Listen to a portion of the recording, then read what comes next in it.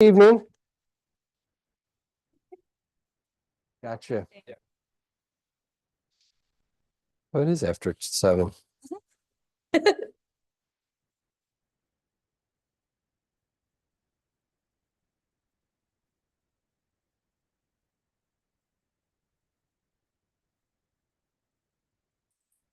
Good to go? Great. Good evening. Welcome. So I was asked kind of at the last minute, or maybe I insinuated myself and said I would like to do this kind of brief introduction. So first off, welcome. Thank you all for coming out on such a cold evening, and welcome to those of us that are watching us via Zoom. We appreciate your attendance, each and every one of you. Those of you that don't know me, and I think most of you probably do, I'm Matt Van Acker, and I have the honor of serving as the director of Save the Flags. This project was started over 30 years ago by a very dear friend of mine, Carrie Chartkoff, who was my predecessor at the Capitol as the director of tour and education. When the Capitol was restored, a fairly difficult decision awaited the people who were working on that project: what to do with the battle flags that had been kept in the rotunda cases since 1909. The original intent was to encapsulate those cases to protect them during the restoration of the building. But once we started looking at the collection, we realized we were in real danger of losing them completely if something wasn't done very quickly to care for the battle flags, one of the most prized possessions in the state's ownership. So at that point, Save the Flag started based on the recommendations of one of the nation's leading textile conservators. What's that? See all this later. Okay. So I was just told to shut up because I'm saying too much. But this was my introduction. Yeah. So anyway, oh, you can repeat it. You can hear it again. So anyway, to cut things short, no, that's fine. What I really wanted to do was to thank some of the attendees here tonight, actually, and to introduce you, if I might, because the success of this project has been based on the grassroots support of wonderful people like you and the people of the state of Michigan. So we have some folks in the audience who have stepped forward to financially support the project. George Orban and his wife, Ray Ramsdale, who is not here yet. No, she's still here. The wonderful Walters family in back, who stepped forward to adopt the flag of the 10th Michigan Volunteer Infantry Regiment. George and his wife, Ray, adopted a flag of the 1st Michigan Sharpshooters. And Ed Carmen and his wife, Linda, just very recently stepped forward to financially support the project by adopting a flag of the 14th Michigan Infantry Regiment. So I think that was what May and Cambry wanted me to do, but anyone that knows me knows I get started talking about flags, there's no shutting me up. So, but I really just want to thank you all for your support. To have them here tonight, to be able to present on preserving and conserving our battle flag collection was a 30-year goal of this project. And to be quite honest, a goal I did not think that we would be able to achieve. And one of the proudest things that I'm able to do as a director of this project is to see the fine work that these two wonderful individuals have done in caring for this incredible collection. So thank you for that, and I will shut up. Thank you. Sorry. No, sorry. No, it's all good. All right. So just to begin a little bit, I know a lot of you are here and have been very involved with Save the Flag, so might know a lot of what I'm going to say and are kind of really already bought into one of the main ideas we want to say tonight, which is that old stuff is important. Artifacts like flags are a physical connection to the past. You get a very different experience from reading about something to seeing a piece of that history right in front of you. And this is why we restore old buildings and take care of this building. It's also why we have museum exhibits with actual objects in here, and it's why we take care of the objects we have. So this is especially true with our flags. I mean, they meant so much to the men who carried them that it's part of our connection to those boys by taking care of them here and perpetuating their memories and the things that happened during the war. So little bit of a brief overview of the history of the flags we have in our collection. So during the Civil War, flags are used for a few major purposes during the war. First of all, they are regiments' most prized possessions. They're used logistically on the battlefield to mark location. And because of the way they're used in battle, and because of the severe fighting that took place in and around the flags, they're reminders of comrades who died in battle.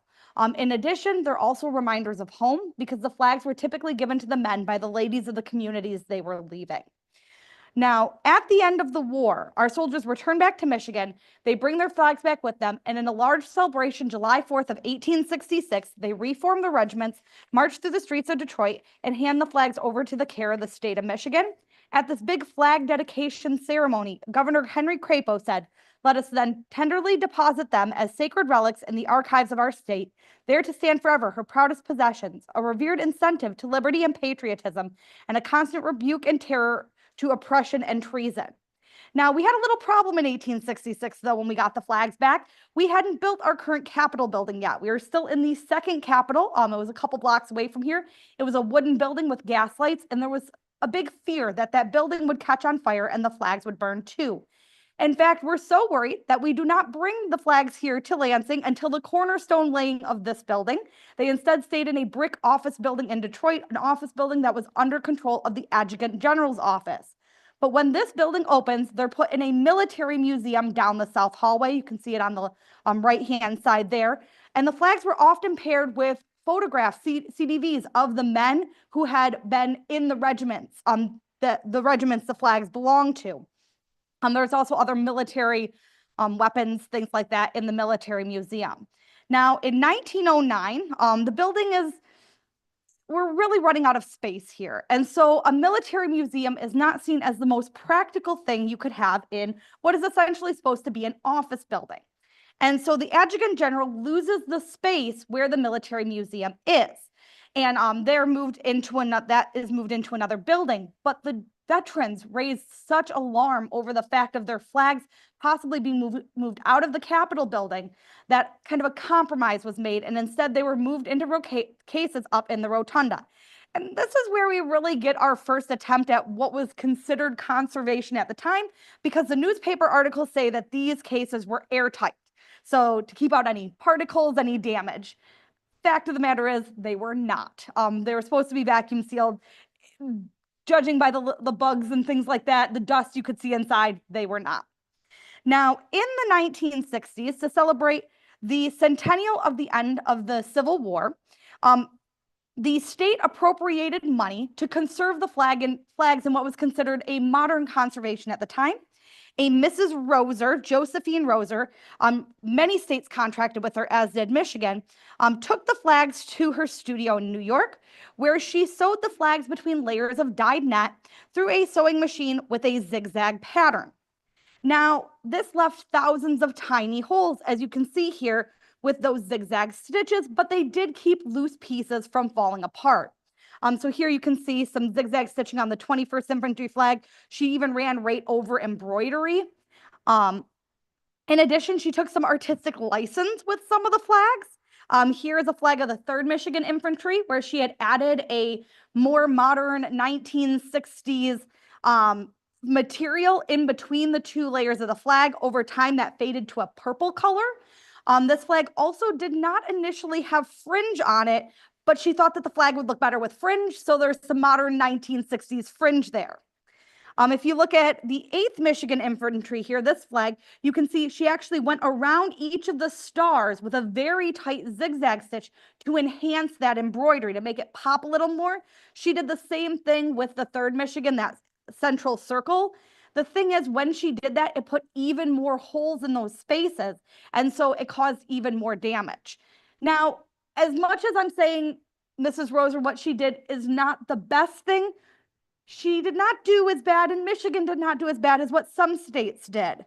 Ohio, in some instances, and other states did this as well, glued their flags onto fabric backers. This glue was supposed to be reversible.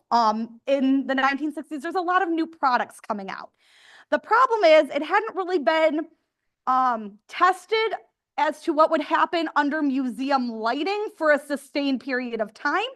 So it is much more difficult to reverse than they initially thought. In New York, they sent, I think, between 3 and 5 of their flags to Sweden for a new state-of-the-art lamination process.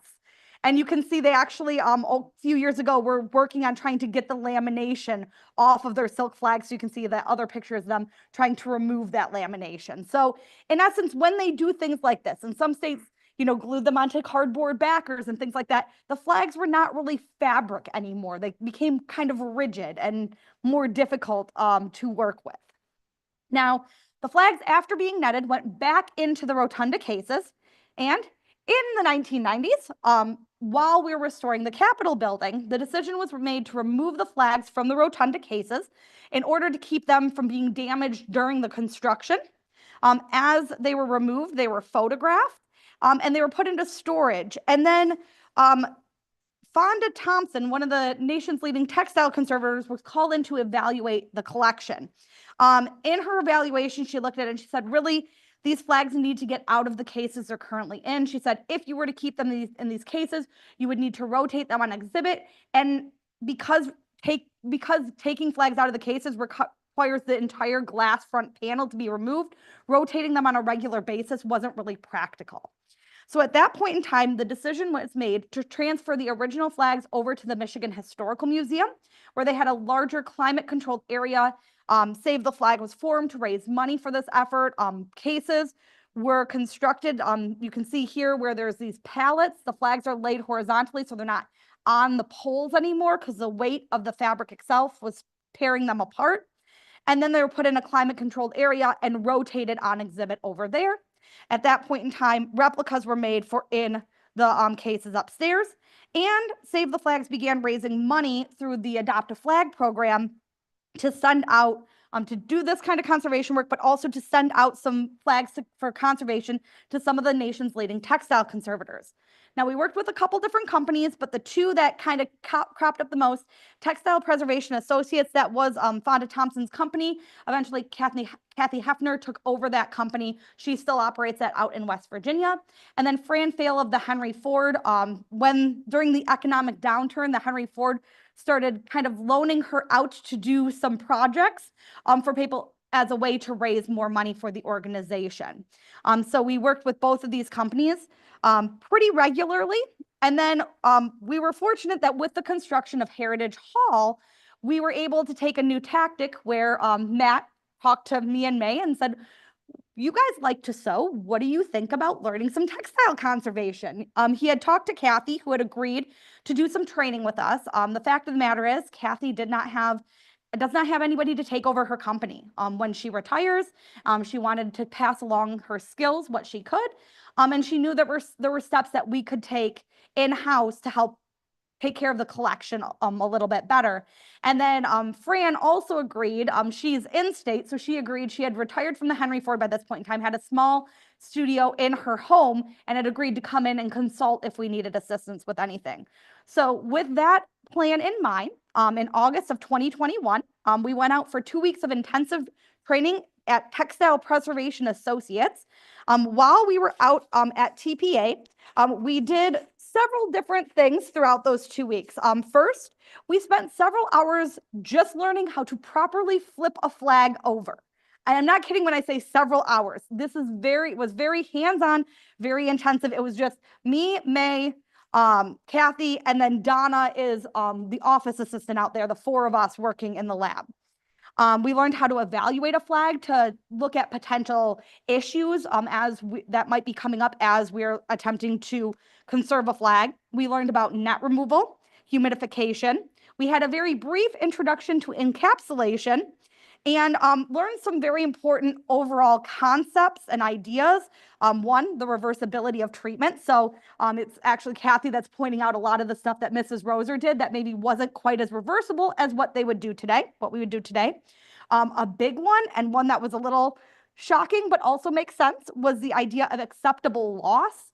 There's no way to treat a flag without there being some loss of the original silk. And so the thing you have to evaluate is this going to cause more benefit than it causes damage as you're moving it, as you're doing the conservation work? The importance of keeping notes and records. I actually have up here a couple different examples of records. I've got a report from the Henry Ford, a report from Textile Preservation Associates, and then one of the documents that we've come up with after conserving flags in-house. I will say one of the things we've done a little bit differently than these other reports is because we have our own servers and files and we're not mailing or sending things, we save a lot more pictures and do a lot more photo-based documentation, and I did not print off all the photos. They're on the computer there.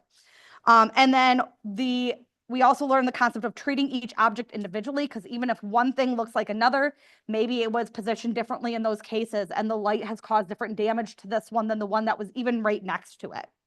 Now, Fran has come in and helped us out in March of 2023. After we came back, we removed the net from this, our first flag we worked on here, flag of the 20th Michigan Infantry. She came in and helped us a little bit with encapsulation, a little bit more. And then she's come back. We've actually worked on one other project together. But then again, in August of 2023, we went back out to Textile Preservation Associates after we had done a little bit of work in-house and had a little bit of a better grasp of, what we were doing. We went back out. At that point in time, we got some tips on net removal from larger flags. We got some information on flags that are painted. So actually, Textile Preservation Associates works with a paint conservator. They bring in on a consulting basis. Her name's Nancy Pollock, and we had a couple-hour workshop with her on the things to look for. And then we looked at a few painted flags under high magnification, so we could know what to look for if we're approaching a flag with paint on it. And then we also had a demonstration of pressure mounting. A lot of different museums choose to have their flags pressure mounted so they can then hang them on the wall. We don't pressure mount because of the way we store our flags, the way we bring them out and rotate them on exhibit, but we could come across something that is pressure mounted if it were coming in from another institution or things like that. And so we just got a little bit of a demonstration on how all of that works. Now, with that, I'm going to show a few before and afters of the three flags we finished. We kind of formed our own philosophy at that point in time. We decided that we needed to start with flags that were a little bit more intact so we could work on our skills before we got to incredibly fragile flags. And then build up those skills over time. And one of the things is Fran and Kathy use slightly different techniques on a couple of different areas. And so we've experimented with both and then kind of decided between the two or a combination of their techniques, what works best for us with the materials and resources we have here. So with that, May is going to walk you through a little bit of the different techniques I mentioned briefly.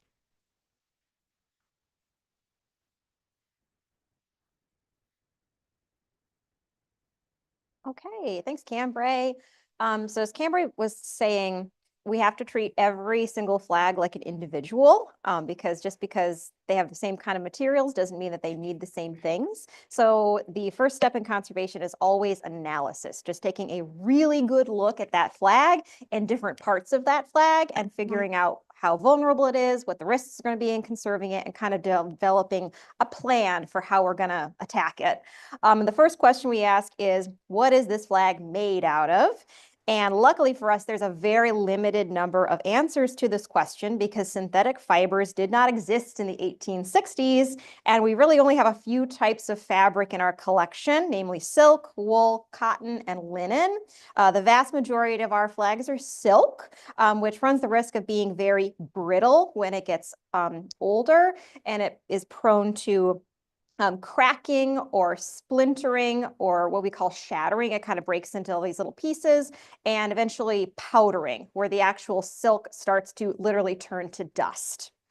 The other kinds of fabrics like wool, cotton, linen, these tend to be a little bit more robust as they age. They retain a little more flexibility, and instead of shattering, the damaged areas tend to be more frayed. So once we know what kind of fabric we're looking at, we can also consider the fibers themselves and look at how strong those fibers are in different places, try to see if any dust is coming off the fabric, and see if it's if it breaks down in your fingers. You will notice in all these photos, we do not wear gloves. You really need the very tactile sense of your hands to be able to do conservation work properly and get a feel for what's going on with that object. So once we've kind of looked at the fabric itself, we'll also consider decorative elements. Cambry mentioned painted flags earlier. Painting, especially on silk, tends to make it even more brittle and like vulnerable to fracturing. Often the silk will like split right along that painted edge. You can kind of see that in this eagle's wing. There's kind of a line of damage right along that curve. And sometimes the whole kind of decorative painted element will just fall right out. This is the case of a lot of the regimental flags. A lot of them are kind of missing their central pieces. And there is also the risk of crumbling with paint. It can start to kind of break apart the silk fabric underneath the paint into little pieces, or it can actually start just flaking right off the fabric. So you have to look really carefully for that to know if that's going to be an issue. Another common element is embroidery, which in the 1860s would have also been silk most of the time, often a kind of silk that is even more delicate than the actual silk fibers of the flag itself. So the embroidery is often quite delicate, and we have to make sure that it's not sort of breaking apart, that those embroidery threads aren't coming apart from themselves, or the edge of the embroidery is not like falling away from the fabric around it. You can see on this little embroidered star, there's like one little loop of embroidery floss that's kind of hanging out there. So we had to go in and make sure that that one little loop wasn't going to take away the rest of the star if we touched it at all. And Camper also mentioned some fringe. Some of the flags had fringe, some did not. And there's a few different types of fringe they use. The fanciest is gold bullion, which was actual fibers dipped into liquid gold to create this really heavy, really ornate, beautiful fringe.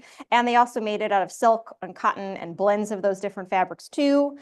And when the flags were netted in the 60s, the fringe was taken off and then put back on, not always in the same spot, we think.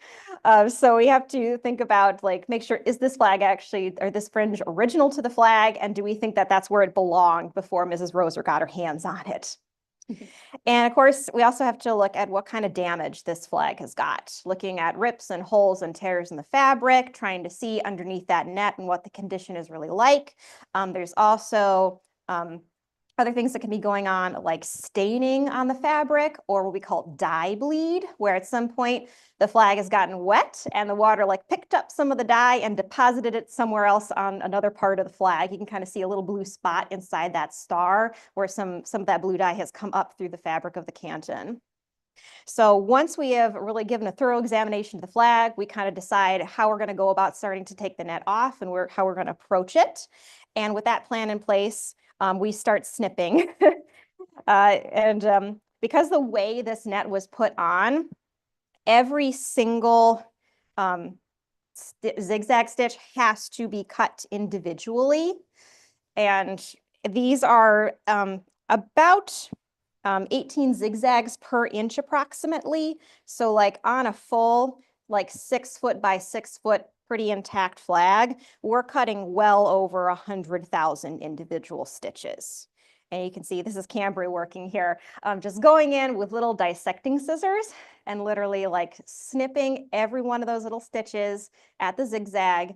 And then she'll carefully like pull that little bit of thread out with those tweezers and collect the little bits of thread in the Petri dish. And we'll put those away later. And here's a closer up look at some of those tools. And in addition to like the actual zigzag stitches, all this netting was sewn on with a running stitch along all the seams of the flag, which is kind of another beast, because running stitches, some of them are like 1/8 of an inch, a very reasonable stitch size. Sometimes it seems like Mrs. Roser's sewing machine went a little wacky and they're about like 1/8 of a millimeter. So you're picking out layer upon layer of different little running stitches out of one area and trying to preserve as much fabric underneath those running stitches as possible. And again, when you're working on a large flag, sometimes you end up in unusual positions. It's a little bit of an athletic experience conserving these flags. You're working standing up a lot of time, bending over. Sometimes we have rolled flags up on one end so we can reach the middle.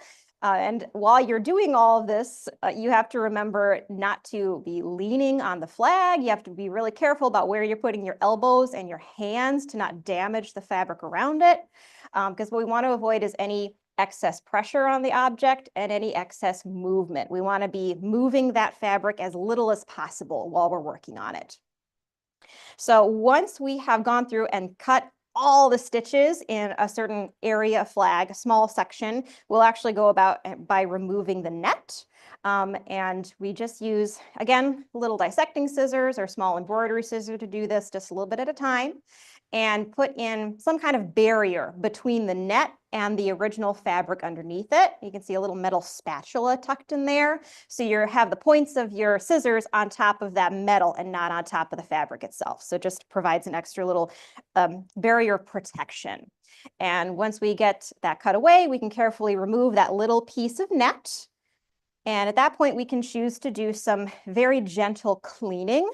We have a museum grade vacuum with a device called a rheostat attached to it, which basically reduces the power supply because, again, we want very little movement, and that means very little suction off that vacuum. But we can go in and use this to just carefully remove any little bits of silk dust or extra little tiny bits of netting or thread that have gotten left behind. You can see some of that on kind of that edge of flag. There's sort of a little line of silk dust left from removing some running stitches. So we're just going to kind of tidy that up, and it takes off a little bit of the dust that might be sitting on the surface of the flag too.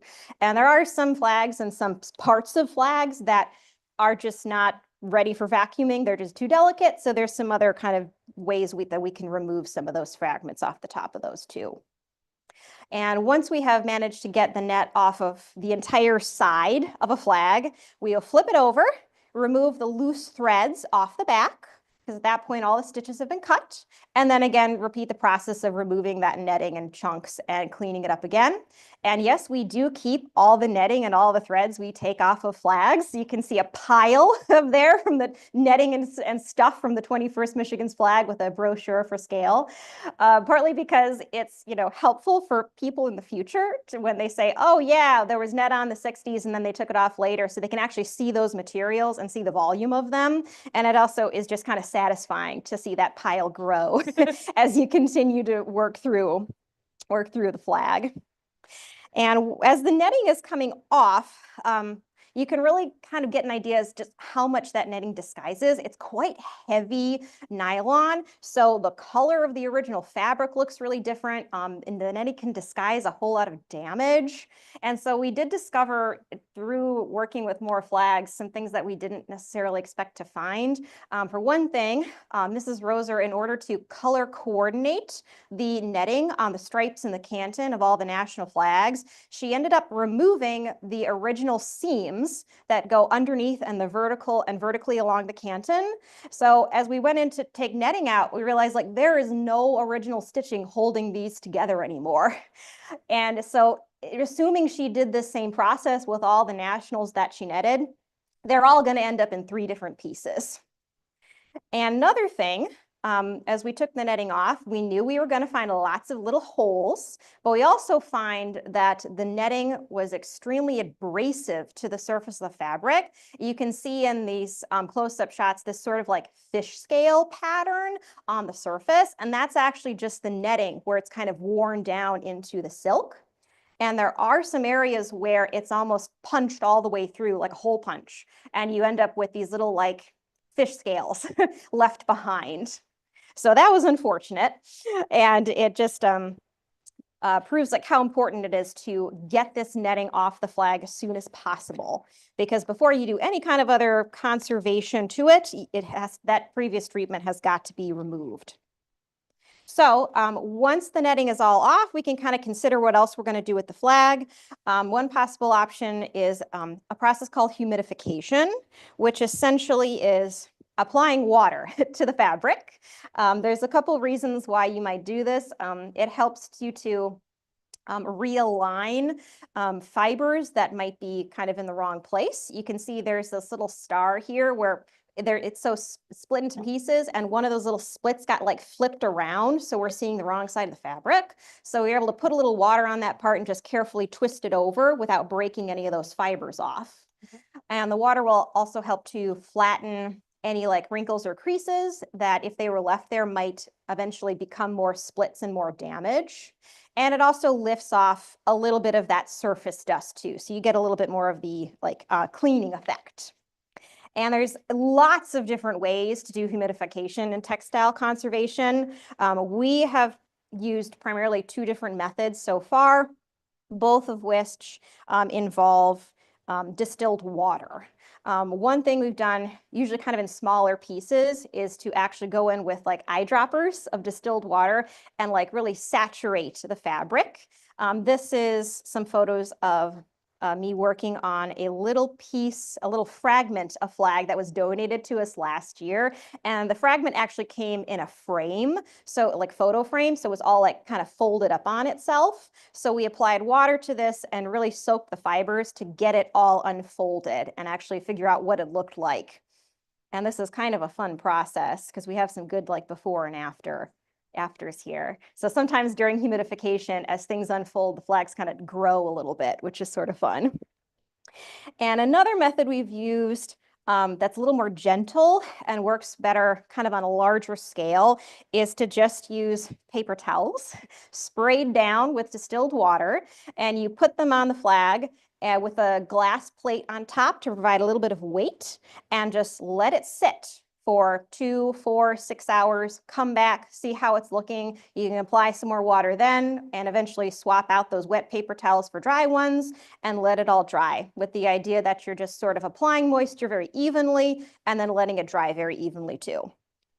And we are still kind of learning more about humidification. We haven't done as much of this as, say, net removal, and there are some risks involved with it. One of them being what we call you can get dye bleed and tide lines, where the humidification water actually like picks up a whole bunch of dye and like brings it out to the edge of that wet spot and deposits it there. You can see this sort of dark line across that blue fabric there. That's just extra dye that got shifted over a little bit. So we had to go in and fix that tide line. Another problem is that the water does make the fibers of the flag even more delicate. So as you're maneuvering things around, you have to be very, very gentle and make sure that you're not causing more damage as you're trying to realign things. And of course, anytime there is water involved with any textile, there is a risk of mold and mildew. So you have to make sure that things are drying out quick enough that that's not going to be a problem. So with once humidification is done, again, if we have chosen to do that, we can consider a next process, another process called encapsulation.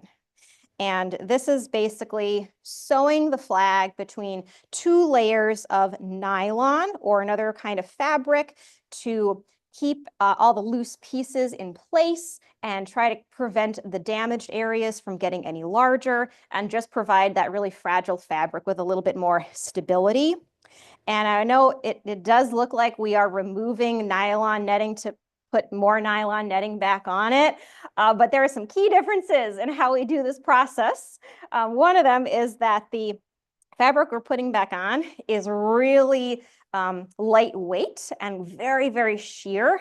So it's not going to be nearly as abrasive as that really heavy 1960s stuff. And it doesn't disguise the look of the original flag underneath it nearly as much as that older stuff did. You can kind of see the scale difference in these photos. That red netting is what we took off and that's from the 60s, and that blue netting underneath it is what we're putting back on. So you can see the scale is really, really different. The other key thing is that we are doing all this sewing by hand with really, really fine polyester thread and a very small needle. And we are trying to only put stitches where they really need to go. Usually we will go around the edges of the object. Any large areas that don't have a lot of damage, we can just run a few lines of stitches across them. And any areas that are damaged, we can basically go in and kind of almost trace that damage in thread. I've highlighted that blue line of thread on these little damage pieces here so you can kind of see it. So you're basically going around all those little rips and holes and tears, trying to keep those in place, and any little loose fragments, you're going to try to realign those back where they belong and put some stitches around that so they just stay put. And this is probably the most encapsulation experience we've had so far has been with the streamers of the 1st Michigan Sharpshooters flag. This flag was conserved back in the 1990s, but we found that the fabric that it was in had actually started to fray and come apart, which is a bit of a problem. So we decided to reconserve it. And Fran Fail, who Cam mentioned earlier, she actually took the flag itself to work with her. And we worked on the battle honors, the streamers, these little ribbons that would have been attached to the flagpole. And you can see in these photos, there's a wide variety of condition. Some of them are pretty intact and some have a lot of issues. So we thought this would be a good learning experience. We can kind of work on the easier ones first and sort of work our way up to those more damaged areas.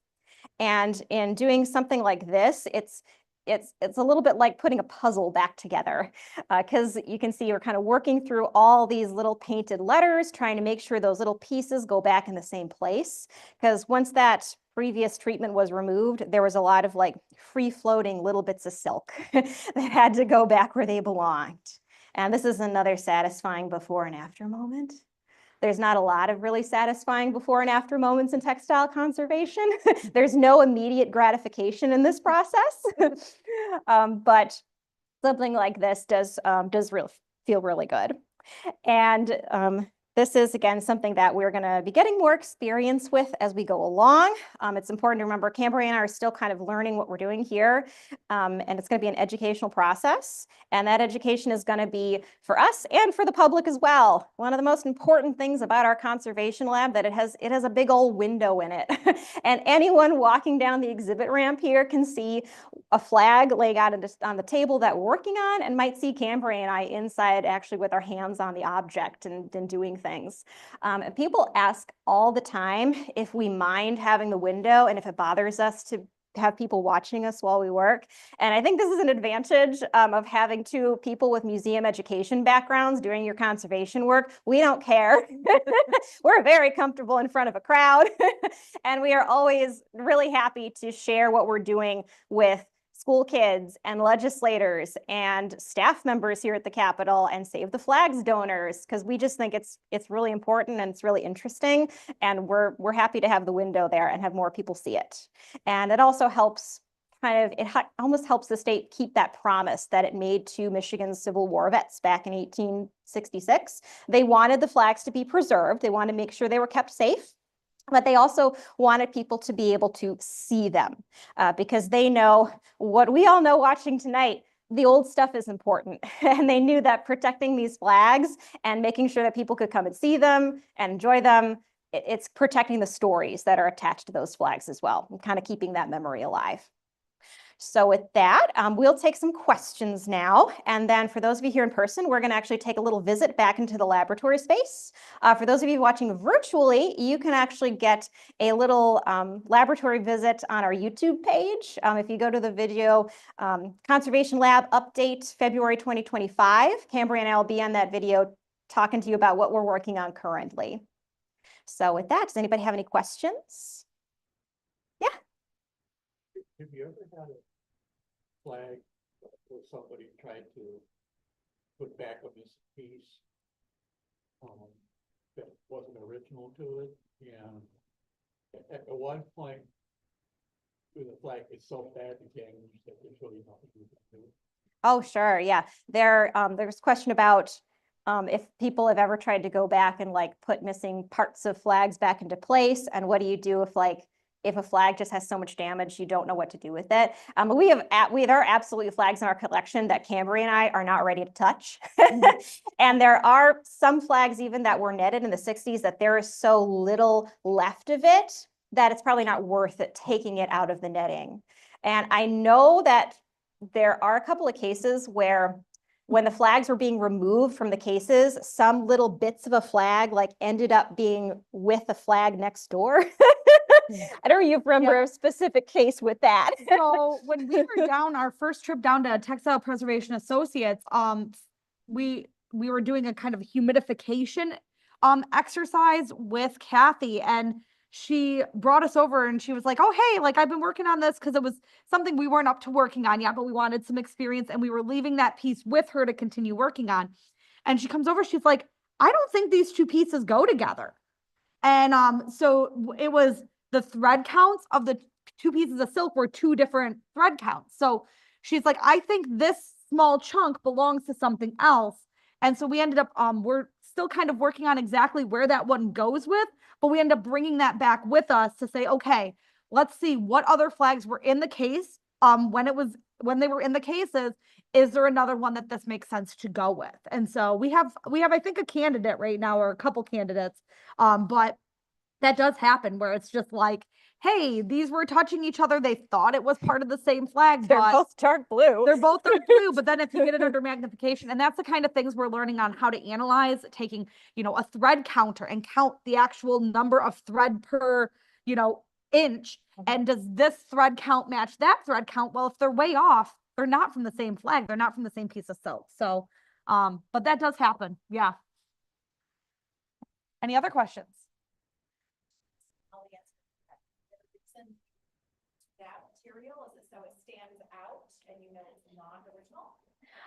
So the polyester thread actually goes back to a material which unfortunately was the top of the line material to re-encapsulate flags. It was a material called Stapletex. I have actually a little piece of it I'll show you when we get in the lab. Stapletex was made as a filtration material for industrial purposes, and that industry that used it no longer uses Stapletex anymore. And the textile preservation field is so small that the company doesn't manufacture Stapletex anymore. The thread is still made, but they used to take, and you could pull, you would take the Stapletex and you would actually pull a thread out of the side of the Stapletex, so you're using the same material. And so a lot of people have gotten into just like Stapletex, this is the best material you can get. We can still get the thread, but we can't get the actual material woven together anymore. And so that's kind of why it's polyester on one, but we're going back. We basically have to go back to nylon at this point because they're just, actually Kathy at TPA contacted the company and bought the rest of their stock of it when they were not manufacturing it anymore. She said she wrote several letters trying to convince them that it was really important they keep making it, and they said no, but you can buy the rest of what we have. So we're not going to be able to get any of that. Fran's already gone back to using nylon. And there's a couple different possible materials, things like organza. Organza though obscures the flags a lot more and is a lot more expensive. So yeah, so the thing with the nylon too, I know we were talking about, taking nylon off. One of the things with the nylon is that the reason the nylon we had from the 60s, it was a little bit of a different material, but it was also exposed to 60 years of constant light.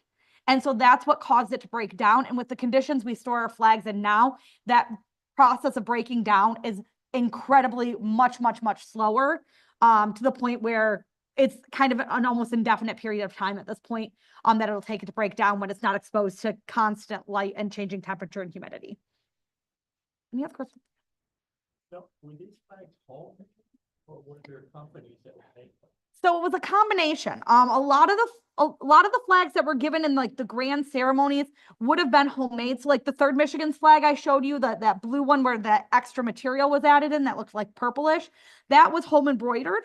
But there were companies that made flags. Actually, some of the flags were government issued. So you'd get a grand, presentation flag as you went off in the war. Well, you've been in battle a few times and your flag's so torn up, it's hard to see on the battlefield now. You could go to the military and just get, a new flag from the depot. And a lot of regiments did that. So there are some that are pretty standard. But then there were also companies that, so the Tiffany company, like Tiffany lamps and stuff, they actually, I don't believe they made their own flags, but they procured them, and you could buy a Tiffany flag And actually one of the marks of the Tiffany flag was embroidered stars and gold bullion fringe. So there were different companies you could go through. So some communities raised money and bought a flag. A lot of them though, the ladies would make them. So it's kind of a combination. Yeah. Relative to the restoration and preservation, how do you handle things like battle scars, stains from the actual battle that you would think would be sacred? Are we trying to maintain that with those items? Are we attempting to restore it to Yeah. pre-battle? Yeah, so it's important to note, when we say conservation, we are not trying to make this flag look like it's new again. We want to keep all the history we can. So the damage is okay, the stains are okay, the loss of dye is okay, light damage is okay. When we restore something, that's when you're trying to like refurbish. That's when you want it to look like it did when it first went out on the battlefield. So we accept that these flags, they're never going to look pristine again. And that's okay. That's part of their history and part of the story. And some of the flags, one of the most fun things I think to find on a flag is battlefield repairs, where you can actually see stitches that were left behind when somebody went in and tried to fix it on the battlefield. You can find some little 1860s threads in there. So when we find things like that, we try to keep that in place as much as we can. Any other questions? I would say the thing that we have going for us is, I think both of us would agree, it is a good, we very much enjoy doing the textile conservation things. We also like being tour guides though. And these are two very different skill set. But after you've been out with like a group of a bunch of kids and you've been talking to people all day, every once in a while you're just like, I need to go to the lab. I need to go work on stuff. And you get your like nice quiet time. So a lot of it is very much the variety of in our job. I know even when you talk with Kathy and what doing, it's so physically demanding. Her work schedule is very different, and she owns her own business, so she can, set up her work schedule as she like. But she starts in the morning, works 2 hours, takes an hour after morning tea, works 2 hours, takes an hour lunch, works 2 hours, does paperwork, and then finishes up any little thing she needs to do. So every 2 hours, she's taking probably an hour break from working on that. And she's, said in front of other people like, hey, these girls are just starting out.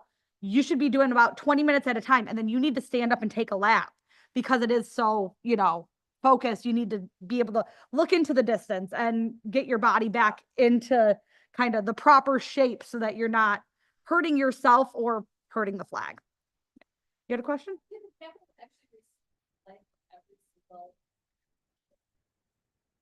I don't think so. I think initially we did, but there's one missing, right? Or no?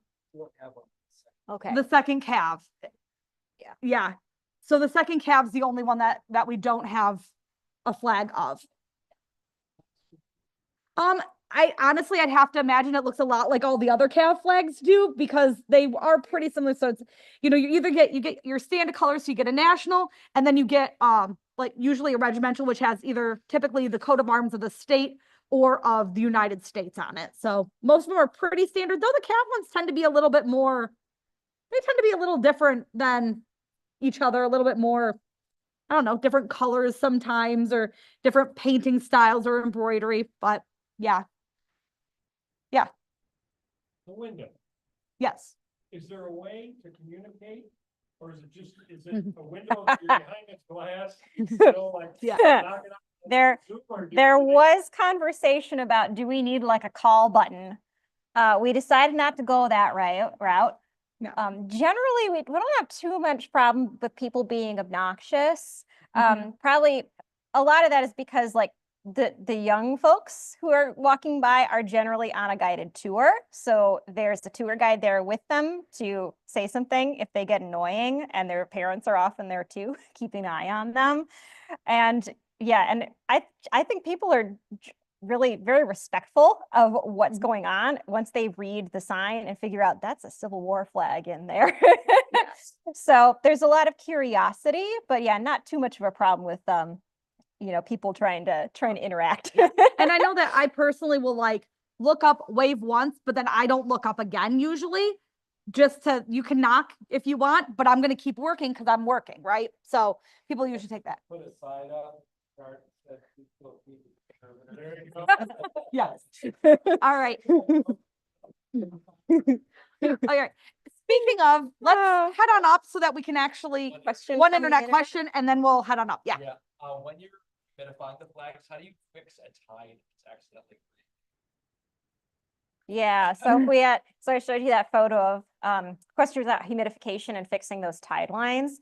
So the photo that I showed you before, we were actually able to go in and apply more water and sort of disperse that a little bit better.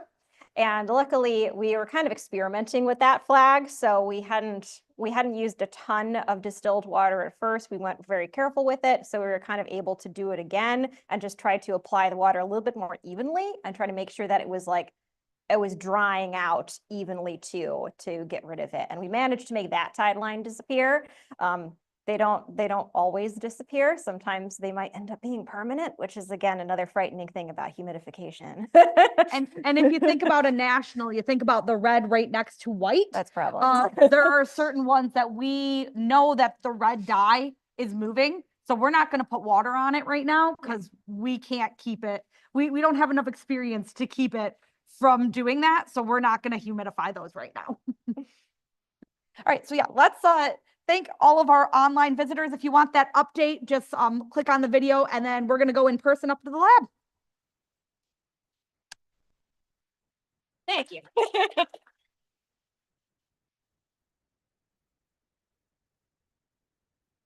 Did a good job keeping my mouth shut.